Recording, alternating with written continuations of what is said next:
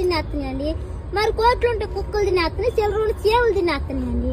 మరి మా తినటానికి వచ్చి తప్ప ఏం మిగలేదని ఇటు వచ్చేసాము.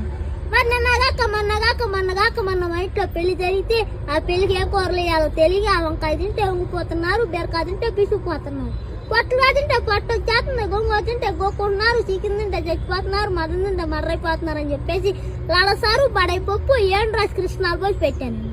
మరి తిన్న 2 బాగానే ఉన్నారు, 3 ఏళ్ళు మొత్తానికి కట్టుకున్నారండి అయ్యారు. మరి మా ఇంట్లో ఏప్రాలు పోట్లాడుకుంటే నాపురాలు బద్దలైపోతున్నాయండి.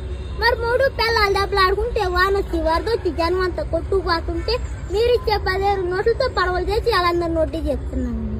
మరి నా తుపాకి ముందు నుంచి కాస్తే వెనక నుంచి వెళ్ళిపోద్దండి సార్ గారు. మరి నా తుపాకి పొద్దున్న 7 లైన్లో పెడితే సాయంత్రం 11 గంటలకు వెళ్ళిపోద్దండి సార్.